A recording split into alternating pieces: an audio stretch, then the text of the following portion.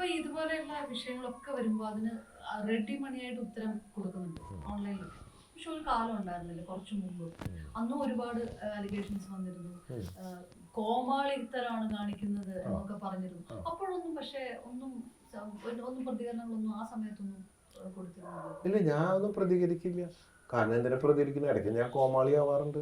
അപ്പൊ എനിക്ക് അതിൽ കുറ്റബോധമില്ല, ബോധ്യമുണ്ട്. ചില ഡബിൾ മീനിങ് അത് ഇതൊക്കെ പറയുമ്പോൾ കോമാളിയായിട്ട് പറയും. ഞാൻ മനുഷ്യനല്ലേ, ഞാൻ കോമാളിയാവും, ഇടയ്ക്ക് എരപ്പാളിയാവും, ചിലപ്പോൾ സീരിയസ് ആവും, സ്പോർട്സ്മാൻ ആവും, ബിസിനസ് മാൻ ആവും, എന്റർടൈനർ ആവും, എല്ലാ റോളും ഉണ്ട്. മനുഷ്യൻ എന്ന് പറഞ്ഞാൽ പ്ലസ് ആൻഡ് മൈനസ്, നെഗറ്റീവും പോസിറ്റീവും കൂടിയതാണ് സൃഷ്ടി.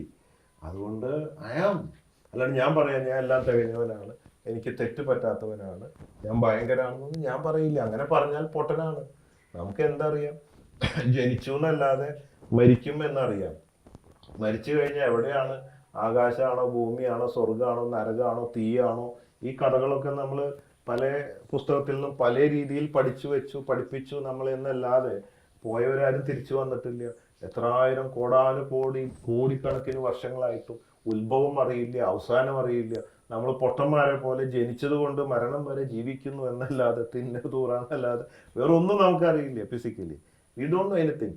സത്യസന്ധമായിട്ട് ഒരു ആള് എന്തിനേലും കുറിച്ച് പറയുകയാണെങ്കിൽ, എത്ര വലിയ മഹാനാണെങ്കിലും എത്ര അറിവുള്ളവനാണെങ്കിലും, സത്യസന്ധമായിട്ട് പ്രപഞ്ചത്തെക്കുറിച്ചും ജീവിതത്തെക്കുറിച്ചും മരണശേഷത്തിനെ കുറിച്ചൊക്കെ പറയുകയാണെങ്കിൽ ഒറ്റ വാചകം ആത്മാർത്ഥമായിട്ടുള്ള ഐ ഡോണ്ട് നോ.